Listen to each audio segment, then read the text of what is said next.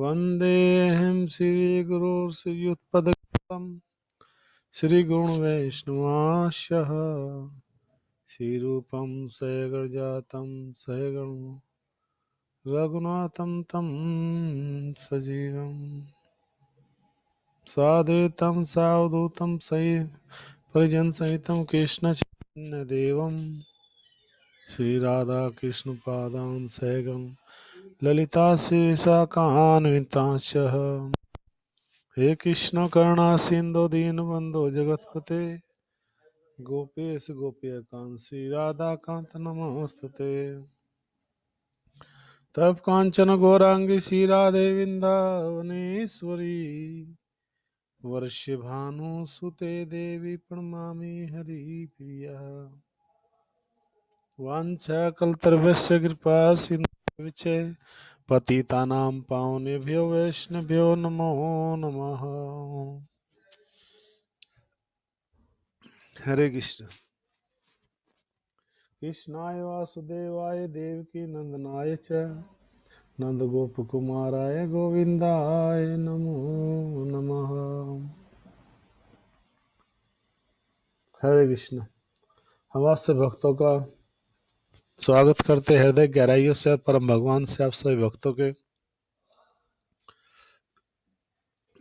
मंगल की प्रार्थना करते हैं। शुरू करते हैं कि आज का हमारा जो कार्यक्रम है और आज हम चर्चा करेंगे श्रीमद् भागवतम के तृतीय स्कंद का जो 12वें नंबर का जो अध्याय है जिसका नाम है ब्रह्मा जी के द्वारा चारों कुमार की सृष्टि है। ब्रह्मा जी के द्वारा चारों कुमार की सृष्टि कैसे हुई। जो चार कुमार है ब्रह्मा जी के, उनकी सृष्टि कैसे हुई।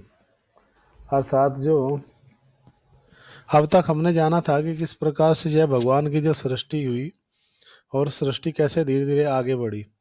तो क्योंकि दो तरह की सृष्टि होती है, एक जो है देवी सृष्टि होती है जो इस भौतिक जगत में होती है, और एक थैंक यू नव्या, हरे कृष्णा। तो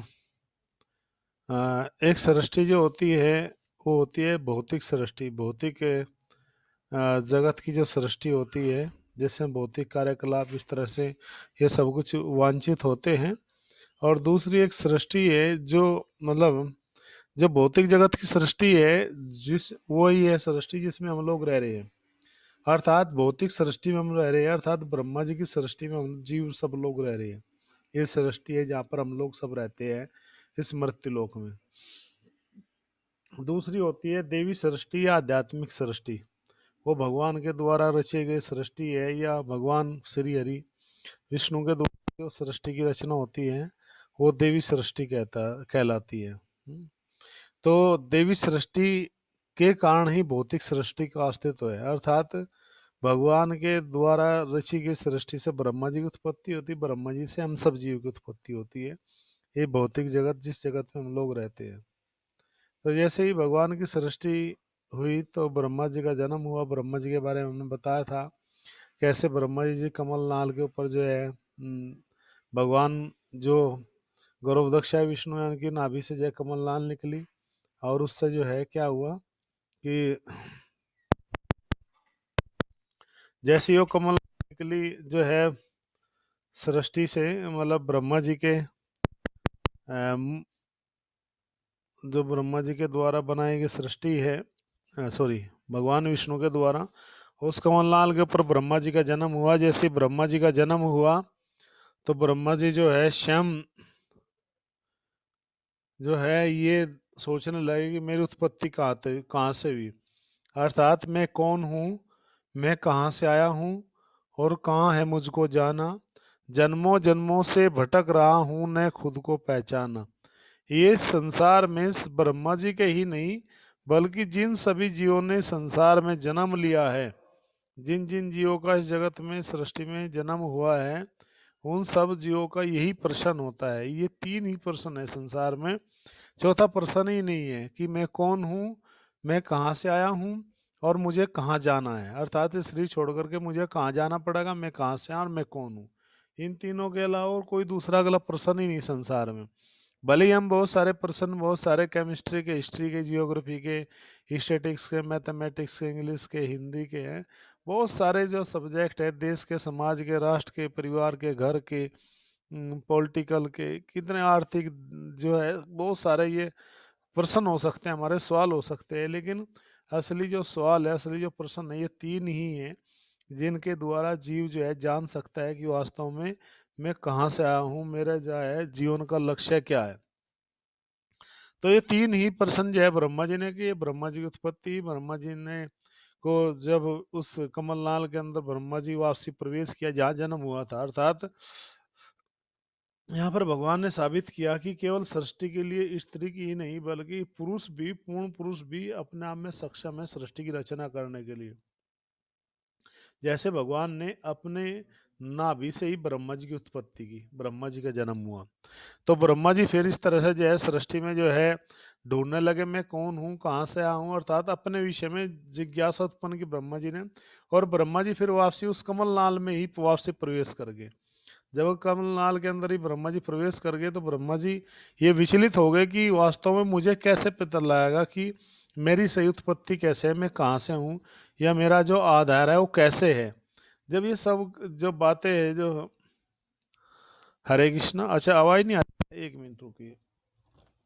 कुछ भक्तों की तो आवाज नहीं आ रही है।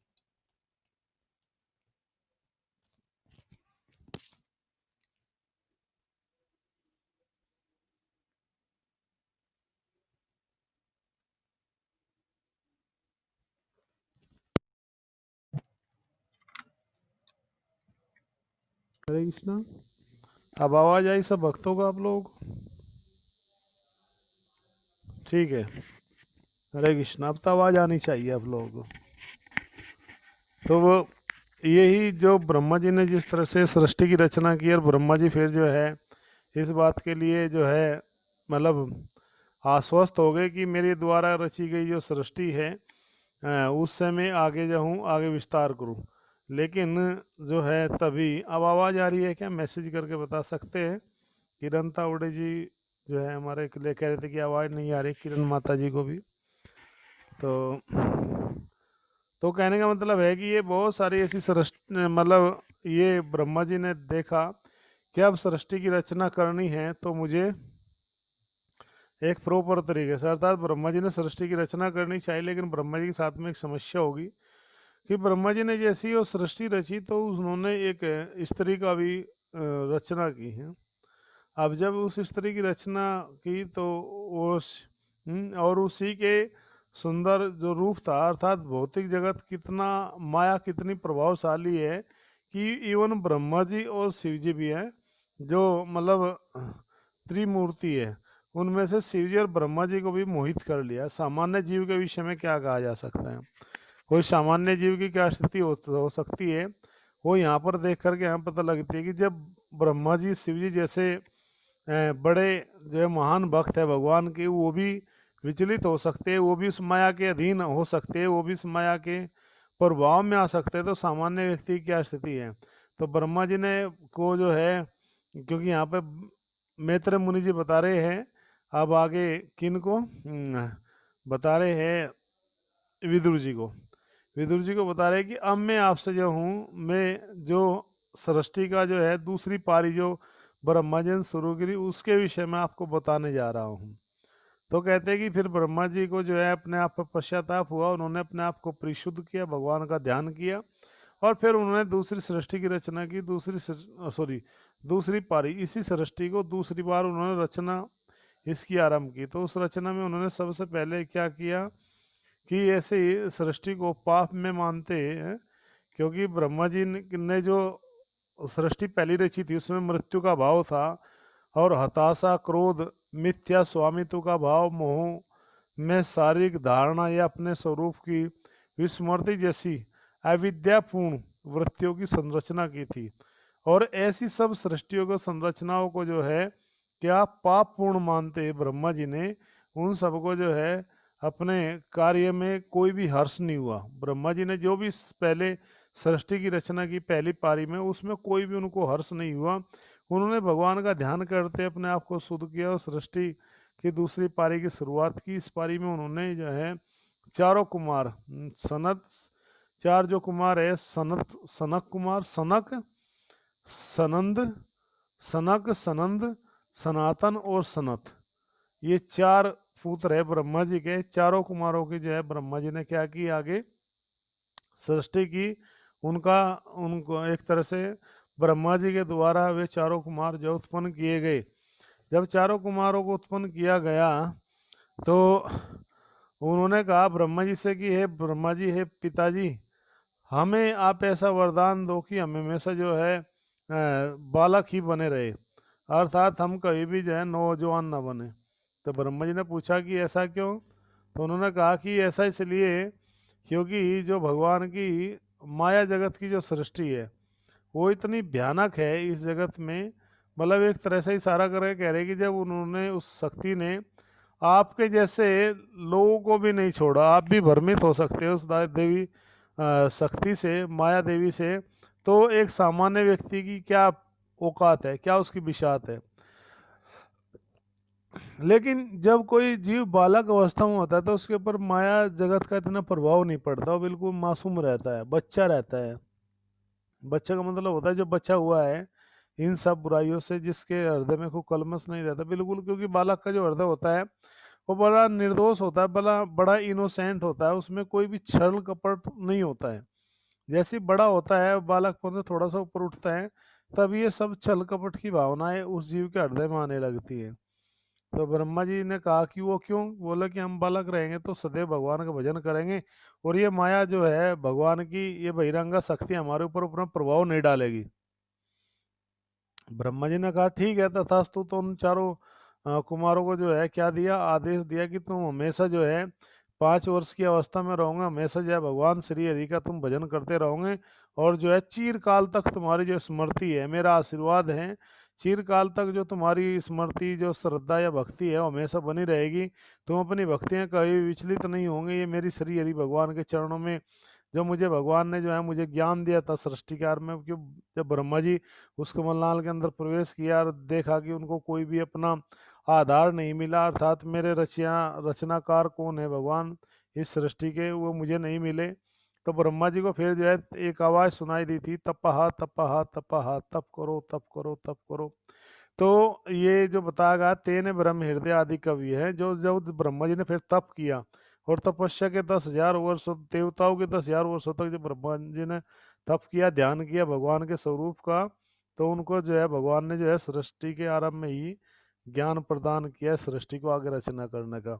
बताते हैं ना, तेने ब्रह्म हृदय आदि कवि मुह्यंती सूर्य, अर्थात आपने जो है को ब्रह्मा जी ने भगवान की स्तुति करते कह रहे हैं कि आपने ब्रह्मा जी के हृदय में भी जो है सृष्टि के आरंभ में ही दिव्य ज्ञान को दिया था। आदि कवि जो सृष्टि के प्रथम जी जो ब्रह्मा जी हैं, आदि कवि, उनको भी जो है आपने ही ये ज्ञान दिया था सृष्टि की रचना का, आदि कवि है। और ये ज्ञान ऐसा कौन सा दिया ज्ञान आपने कि जिस ज्ञान को समझने के लिए, जानने के लिए मुह्यंती या सूर्य, बड़े बड़े देवता लोग भी क्या हो सकते हैं, विचलित हो जाते हैं उस ज्ञान को समझने के लिए।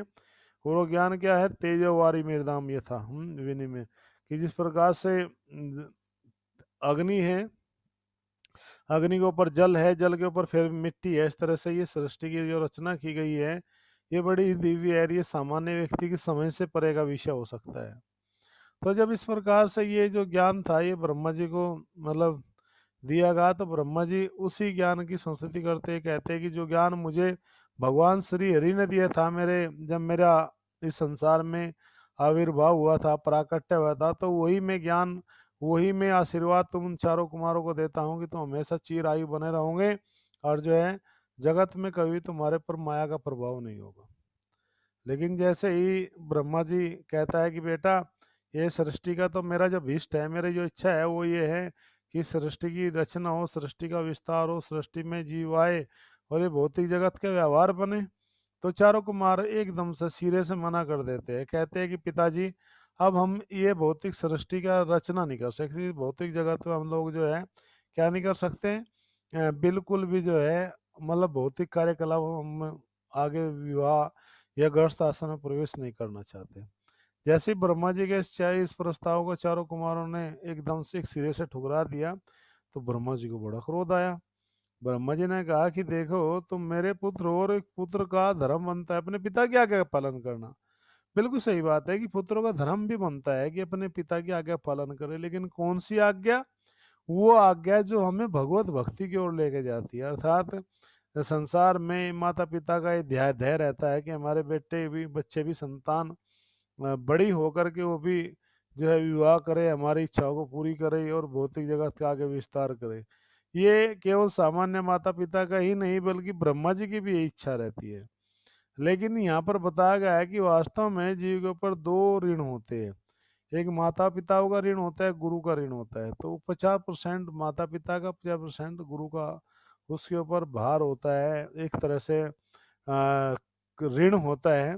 लेकिन यहाँ पर बताया गया अगर वो बालक चाहे तो उस ऋण को भगवान की प्रसन्नता के लिए उसमें भी 3 ऋण आगे आ जाते हैं।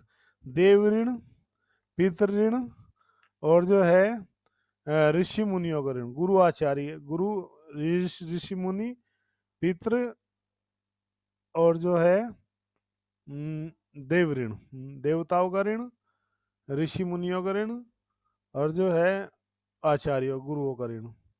तो मतलब ऋषि मुनियों कभी कभी गुरु आचार्यों में काउंट कर लेते हैं, लेकिन देवता ऋषि मुनि एक हो गए। और तीसरा है माता पिता का ऋण। माता पिता का ऋण जो है कोई भी बालक जो है वो क्या कर सकता है कि गृहस्थ में जा करके माता पिता के ऋण से ऋण हो सकता है। देवताओं के ऋण से वो यज्ञ करके हो सकता है। लेकिन गुरु के ऋण जो होता है वो खैर तरह से उस ज्ञान को आगे प्रसार करके गुरु के ऋण से ऋण हो सकता है। लेकिन जैसा कि यमुनाचार्य जी लिखते हैं भगवत गीता में एक दूसरे अध्याय में ही यमुनाचार्य जी का बहुत सुंदर एक कोट आता है, एक बहुत सुंदर श्लोक आता है। उस श्लोक में वे जो है गुरु की महिमा का गान करते बताते हैं।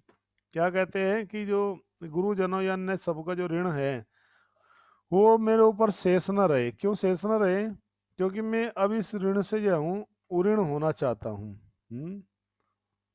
क्या कह रहे हैं कि देवर्षि भूतात्म नरनाम पितृणाम न किंकरो नार्य मणिम च राजन। भागवतम में भी जय 11वें स्कंद में इसका जो है वर्णन किया गया है। कह रहे 11वें स्कंद के 5वें अध्याय के 41 श्लोक में कहा गया है, सर्वात्मना यह शरणम शरणम गतो मुकुंदम परिहत्या कृत्यम। कह रहे कि जो पुरुष अन्य समस्त कर्तव्यों को त्याग करके मुक्ति के दाता मुकुंद के चरण कमलों में शरण ग्रहण कर लेता है, इस पथ पर गंभीरता पूर्वक को चलता है, वह देवताओं के ऋण, देवता का नाम आया था, मुनियों का, मुनि का आया था, सामान्य जीवों का भी आ जाता है, सौजनों का भी आता है, मनुष्य या पितरों के प्रति अपने कर्तव्य के ऋण से मुक्त हो जाता है। भगवान की सेवा करने से ऐसे दायित्व अपने आप पूरे हो जाते हैं। यदि कोई व्यक्ति अपने आप में पूर्ण रूप से जो है शरणागत हो जाता है अपने इन सब जो है कर्तव्यों को करते हुए, तो ऐसा व्यक्ति यदि गंभीरता पूर्वक भगवान की भक्ति में लगता है तो उसको किसी प्रकार का क्या नहीं लगता है, उसको कोई भी जो है अपराध नहीं लगता है। क्यों नहीं लगता है? क्योंकि उसने अपने आप को पूर्ण तरह से जो है गुरु और आचार्यों के चरणों में अपने आप को समर्पित कर दिया है। जिसने अपने आप का ही पूरी तरह से त्याग कर दिया भगवान के चरणों में, उसके ऊपर कोई भी जो है ऋण संसार में नहीं रहता है, भौतिक व्यक्ति के ऊपर रहता है। क्योंकि जो व्यक्ति जिसने अपनी सारी इच्छाओं को त्याग कर दिया है, जिसने सारी इच्छाओं को भगवान श्री हरि के चरणों में लगा दिया, वो क्यों ऋणी रहेगा किसी बात के लिए? ऋण या कर्जदार व्यक्ति तभी तक रहता है जब उसमें कोई भी भौतिक भोग भोगने की भौतिक इच्छाओं की वृत्ति रहती है। संसार के प्रति उसके हृदय में लालच बना रहता है, संसार के प्रति उसके हृदय में कुछ न कुछ जो है कहीं ना कहीं अभिलाषा बनी रहती है, समाज के प्रति, घर के प्रति, परिवार के प्रति, पुत्र के प्रति, परिजन के प्रति, तब तक ही वो ऋण उसके ऊपर आएगा। लेकिन जिसने अपनी सारी इच्छाओं का त्याग कर दे, दुनिया में सबसे बड़ा त्यागी तो वो है ये जिसने सारी अपनी इच्छाओं का त्याग कर दे, अपने जीवन को, धन को, प्राण को, सब कुछ भगवान की सेवा में समर्पित कर दिया, ऐसे व्यक्ति के ऊपर कोई भी ऋण नहीं रहता संसार में। क्यों? क्योंकि वो सारे ऋणों से उऋण हो जाता है। क्यों? क्योंकि ये जो सब ऋण है ये छोटी छोटी टहनियों के जैसे है। ये सब के सब जो ऋण है छोटी छोटी टहनियों के जैसे हैं, जो वृक्ष की होती है, जिनमें अलग अलग रूप में पानी देना होता है। लेकिन यदि कोई व्यक्ति उस वृक्ष की जड़ में पानी दे देता है तो उसके ऊपर कोई भी जो है, अर्थात उस संपूर्ण पेड़ में ही पानी आ जाता है, उसको अलग अलग से शाखाओं में जल देने की आवश्यकता नहीं है। जिस प्रकार से कि जो व्यक्ति पूर्ण रूप से भगवान के चरणों में शरणागत हो जाता, समर्पित हो जाता है, उसके लिए जो है, जो सारे अन्य कर्तव्य है, कौन कौन से कर्तव्य? देवताओं के प्रति कर्तव्य हुआ संसार में है, देवताओं के प्रति किया गया जो कर्तव्य है, देवताओं के जो भी देवता लोग हमें अलग अलग रूप में जो है कुछ न कुछ वस्तु प्रदान करते हैं, जैसे कि हवा देते हैं, वो देवताओं के द्वारा, देव का के द्वारा दी जाती है।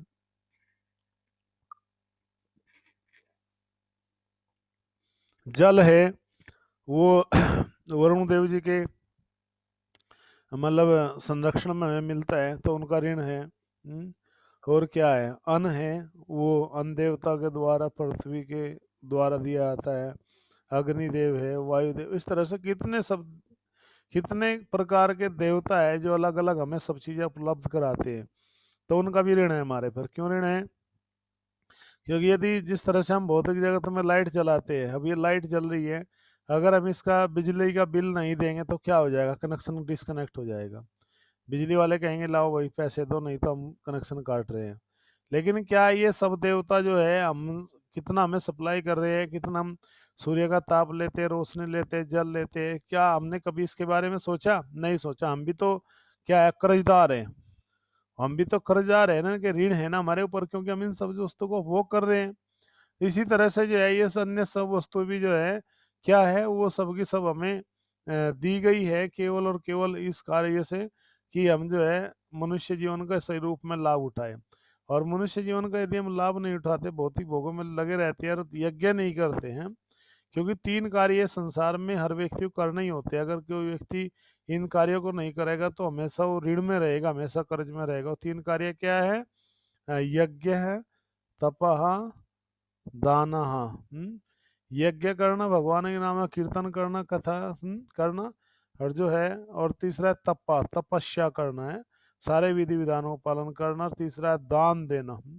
यदि हम तीनों में से ये कार्य संपन्न नहीं करते तो हम जो है कह रहे हैं, श्रीमद् भगवद गीता के 18वें अध्याय के 5 श्लोक में भगवान कह रहे हैं कि ये तीनों कर्म तो जो है देवताओं को भी पावनानी मनीषी नाम, जो मनीषी है उनको भी पावन करते हैं, उनको भी शुद्ध करते हैं। सामान्य व्यक्ति की तो बात ही आप छोड़ दीजिए। तो सामान्य व्यक्ति की अपेक्षा मुनि लोग भी शुद्ध होते हैं इन तीनों कर्मों करने से, तप करने से, दान देने से, जो है यज्ञ करने से। तो सामान्य व्यक्ति के तो और अधिक जो है क्या करने से, और अधिक प्रयास करने से, प्रयास करते रहने से इन कर्मों को गंभीरता पूर्वक करना चाहिए। तो ये क्या हो गए? देवताओं के ऋण हो गए हमारे ऊपर। दूसरा होता है कि जो है मतलब मुनियों के ऋण, क्योंकि ऋषि मुनियों ने ये ग्रंथ लिखे, सब शास्त्र हमारे सामने लिखे हैं, ये भी हमारे ऊपर क्या उनका ऋण है। अगर ऋषि मुनि हमें ये ज्ञान के शास्त्र ना लिखते तो उनका ऋण हमारे पास बना रहता। सामान्य जीवों का ऋण है, जिस तरह से गौ माता का ऋण है, गौ गाय का हम दूध पीते हैं। सामान्य लोगों से जो कोई सब्जी लाते हैं, कोई जो है अन्न उत्पन्न करते हैं, कोई मकान बनाता है हमारे लिए है, कोई बिल्डिंग बनाता है, कोई जूते बनाता है, कोई कपड़े बनाता है हमारे लिए, कितनी सब सुविधाएं हमें देते हैं, और उन सब का हम प्रयोग करते हैं, तो वो भी हमारे ऊपर क्या ऋण है। स्वजनों का ऋण है, स्वजन जो हमारे रिश्तेदार है, संबंधी है, नाते हमारे देखभाल करते हैं, हमें प्रेम स्नेह प्रदान करते हैं, माता पिता हमें भौतिक शरीर प्रदान करते हैं, तो उनका भी हमारे ऊपर ऋण है। मनुष्य पितरों का ऋण है, पितर जो हमारे देवी जो पूर्वज है हमारे, जो है वो पितर बोलते हैं, उनका भी श्राद्ध पक्ष गया था 1 महीने पहले, तो उनका भी हमारे प्रति जो है ऋण है। लेकिन इन सब मनुष्य के यदि हम ऋण चुकता करना चाहे, इन सब मनुष्य को हम यदि ऋण देना भी चाहे तो बहुत मुश्किल हो जाएगा। हम इन सब के ऋण से मुक्त नहीं हो पाएंगे, क्योंकि इतना ऋण है कि हमें, देखो देवताओं का इतना ऋण है कि अगर एक देवता की आप भक्ति करोगे तो दूसरा देवता नाराज हो जाएगा, रुष्ट हो जाएगा, फिर उसको मनाओगे, फिर कैसे होगा, फिर तीसरा रुष्ट हो जाएगा, फिर चौथा रुष्ट हो जाएगा, पांचवा रुष्ट हो जाएगा। अर्थात इतने देवता है, 33 करोड़ देवताओं का जो है क्या किया गया, वर्णन किया गया 33 करोड़ देवताओं का। 33 करोड़ देवता है। अगर आपका मनुष्य जीवन जो है मुश्किल से 100 साल का है, अच्छी तरह जीवन जाए जाए तो 70-80 साल, 80 साल तक जिएगा आदमी। अगर कैलकुलेशन के ये करके देखा 33 करोड़ देवता की 100 सालों से गणना करके देखी और पाया कि यदि आप मतलब 1 सेकंड में लगभग 12, मतलब 1 मिनट में लगभग 120 देवताओं की आप पूजा करते हो तो इतना लंबा समय लगेगा आपको इतना लंबा ऋण चुकाने में, अर्थात पूरा जीवन बीत जाएगा सब। और समस्या क्या है कि आप एक देवता की आराधना करोगे कि उनको प्रसन्न करोगे तो दूसरा देवता आपसे नाराज हो जाएगा, वो कहेगा अच्छा उसकी आराधना कर रहे हो, मेरी आराधना नहीं कर रहे हो, मैं तुम अपनी सप्लाई बंद करता हूँ, तुम्हें कष्ट देगा। तो इस तरह से बड़ा ही समस्या आ जाएगी। लेकिन यदि हम कह रहे हैं कि इन सब देवताओं के सभी के जो स्रोत है भगवान मुकुंद हैं, उनके चरणों में यदि हमने अपने शरणागति कर दी, उनके चरणों में हम जो समर्पित हो जाए, उनको हम पूरी तरह से समर्पण कर दें, तो हम सारे ऋणों से मुक्त हो सकते हैं। संसार का कोई भी ऐसा ऋण नहीं बचेगा कि जिसका हमारे ऊपर कर्ज रहेगा। अर्थात सभी ऋणों से उऋण होने का एक सबसे जो सरल अच्छा तरीका है, जो हमारे पास में एक जो गोल्डन चांस है, वही है भगवान श्री हरि की भक्ति करने। जब भगवान श्री हरि का भजन किए जाए तो हम इन सारे जो संसार में जितने भी हमारे ऊपर कर्ज है, ऋण है, इन सब से मुक्त हो जाएंगे। यही सबसे सरल विधि है। तो यहाँ पर यमुनाचार्य जी भी कह रहे हैं कि बहुत सारे कर्तव्य है जीवन में। यही बात चारों कुमार भी कह रहे हैं, कितने सारे कर्तव्य करते करते तब एक कर्तव्य अगर छूट गया, पूरा नहीं हुआ, फिर दूसरा जन्म, फिर तीसरा जन्म, चौथा जन्म, बार बार जन्म लेना पड़ेगा। अगर हम एक बार अपनी चेतना के स्तर से नीचे गिर गए तो हो सकता है मनुष्य जीवन छोड़ करके हमें और दूसरी योनि में भी जाना पड़ सकता है, दूसरे अन्य योनियों में भटकना पड़ सकता है। जैसे कि भागवतम के जो है पहले स्कंद के 5वें अध्याय के 17वें श्लोक में भी कहा गया है, त्वक्त्वा सर्वधर्मं चरणाम्बुजं हरे पको ततो यदि का वा भद्र मुदुष्य मनुष्य किम को वार्ता आप तो भयताम सर्वधर्मतः। कह रहे कि कोई व्यक्ति यदि अपने सारे कर्तव्यों को छोड़कर भगवान श्री हरि की भक्ति करता है, भगवान श्री हरि के चरणों में अपने आप को समर्पित करता है, उनका नाम लेता है, उनका भजन करता है, तो और यदि वो कच्ची अवस्था में भक्ति करनी शुरू करे लेकिन किसी कारणवश यदि उसकी भक्ति पूरी नहीं हो पाती है और वो किसी कारणवश अपने भक्ति के पथ से नीचे गिर जाता है, तो ऐसे व्यक्ति को के लिए जो है क्या मतलब हानि हुई है। अगर किसी व्यक्ति ने सब कुछ छोड़कर भगवान श्री हरि के चरणों में क्या किया, भजन करना शुरू किया, लेकिन वो अपनी भक्ति को पूरी नहीं कर पाया, किसी कारणवश उसकी भक्ति क्या हो गई, अधूरी हो गई, छूट गई है, तो कह रहे उस मनुष्य को कोई भी हानि नहीं होगी। और दूसरी तरफ ऐसा है कि एक व्यक्ति है जिसने सारे कर्तव्यों का पालन किया, सारे धर्मों का पालन किया, लेकिन वो अपने जीवन में क्या नहीं कर पाया, भक्ति नहीं कर पाया, तो ऐसे व्यक्ति को जो है कोई भी लाभ नहीं मिलने वाला है। जैसे कि ईसाई लोग कहते हैं कि कोई व्यक्ति अपनी शाश्वत आत्मा को खो करके यदि संपूर्ण विश्व को भी प्राप्त कर ले तो ऐसे मनुष्य को कोई भी हानि नहीं होने वाली है। ऐसे व्यक्ति को जो है संसार में मतलब सॉरी उसको कोई यदि कोई अपनी शाश्वत आत्मा खो करके संसार को भी पाले, पूरे संसार को भी जीत ले, ऐसे व्यक्ति को कोई लाभ नहीं होने वाला है। और यदि कोई व्यक्ति भक्ति में लगा हुआ है और किसी कारण उसकी भक्ति थोड़ी भी जाए क्या हो जाए, छूट जाए, किसी कारण वो डिस्टर्ब हो जाए, तो उसको कोई भी हानि नहीं होने वाली। क्यों? क्योंकि जहाँ से उसने अपनी भक्ति छोड़ी थी वहां से ही वो अपनी भक्ति को दोबारा से क्या कर लगा, वो शुरुआत कर लगा। अर्थात जैसे कि एक सामान्य जो दर्जी होता है वो क्या करता है, जब बहुत सारे जो कपड़े वो सिलता है तो सिलते सिलते रात हो जाती है, अगले दिन वो क्या करता है दोबारा फिर जो जहाँ से उस बाजू को छोड़ देता है कुर्ते की लगाने से, अगले दिन आकर के वहां से वो शुरू करता है। इस तरह से यदि हमने मनुष्य जीवन रहते हैं, सपोज करो कि इसने 50% भक्ति कर ली, 80% कर ली, तो अगला जन्म यदि उसको लेना पड़ा तो वहां से भक्ति शुरू करेगा और वो भगवत धाम चले जाएगा। लेकिन एक सामान्य व्यक्ति जिसने बहुत सारे कर्तव्य का पालन किया, सब कुछ करता रहा जगत में, लेकिन वो भक्ति को नहीं कर पाया, तो उसका जितना भी किया गया सारा जो फल है इस संसार में छोड़ करके भक्ति को आध्यात्मिक जो कार्यों का फल है वो हमेशा शाश्वत बना रहता है, कभी भी नष्ट नहीं होता है। लेकिन इस भौतिक जगत में हम देखते हैं यदि कोई व्यक्ति जिसने जो है क्या की भक्ति की, लेकिन उसने क्या नहीं किया, भगवान का जो है एक तरह से जो है मतलब भगवान की सही भक्ति नहीं किया, संसार के सब कार्य करता रहा, तो उसको एक समय के पश्चात ये शरीर छोड़ना पड़ेगा और सब कुछ उसका, उसको कुछ भी मिलने वाला नहीं है। जैसे चारों कुमार यहाँ पर कह रहे हैं कि हमें तो केवल निर्वाण पद की इच्छा है, इस भौतिक जगत है किसी भी धन पद ऐश्वर्य की इच्छा नहीं है। हम तो ये चाहते हैं इस भौतिक जगत में हमेशा जीव जो है शाश्वतता को प्राप्त हो और जीव सदैव भगवान श्री हरि का जो है क्या अर्थ करता रहे, कर्तव्य को पालन करते रहे। अर्थात यदि कोई जीव इस संसार में लगा रह करके है, भौतिक कार्यों में भी लगा रह करके यदि वो व्यक्ति भगवान का नाम लेता है, भगवान के प्रति उसके हृदय में समर्पण है, तो व्यक्ति इस भौतिक जगत के को पार कर सकता है भगवान की कृपा से। लेकिन यदि कोई व्यक्ति इस भौतिक जगत में लगा रहे और भगवान श्री हरि का, भगवान मुकुंद का क्या ना करे, वो भजन ना करे, तो ऐसा व्यक्ति है सब कुछ भौतिक जगत में होते भी उसको कुछ भी लाभ नहीं मिलने वाला है। यही बात जो है ईसाई लोग भी कहते हैं कि कोई व्यक्ति अपनी शाश्वत आत्मा खो करके संपूर्ण जगत को प्राप्त कर ले तो उसको कोई हानि नहीं होने वाली। जब ये ब्रह्मा जी ने ये बातें सुनी अपने पुत्रों की, चारों कुमारों की, तो उनको बड़ा क्रोध आया ब्रह्मा जी को। और क्रोध क्यों आया? क्योंकि देखो मेरे पुत्रों ने मेरी आज्ञा का पालन नहीं किया। जैसे एक सामान्य व्यक्ति सोचता है मेरे पुत्रों को मेरी आज्ञा का पालन करना चाहिए था, क्योंकि मेरा अधिकार है, मेरे पुत्र है, तो मेरी आज्ञा का पालन क्यों नहीं किया, मैं तुम लोगों से हूँ क्या उन रुष्ट हूँ, नाराज हो गया। इस तरह से ब्रह्मा जी ने अभिनय किया। जैसे ब्रह्मा जी ने ये इतना क्रोध करना चाहा तो उनकी भरकुटी के बीच से जो है एक नीले लोहित बैंगनी रंग का एक बालक का जन्म हुआ, जो क्योंकि वो क्रोध से उत्पन्न हुआ था ब्रह्मा जी के। जैसे ही ब्रह्मा जी ने जो अपने चारों पुत्रों के ऊपर क्रोध किया, तो उस जो है बालक का जन्म हुआ, उसका नाम रुद्र रखा गया, रुद्र या शिव। तो रुद्र या शिव का आगे कैसे सृष्टि का विस्तार होता है, कैसे आगे कार्यकलाप होते हैं, ये सब जानने के लिए आप सब हमारे साथ बने रहिए।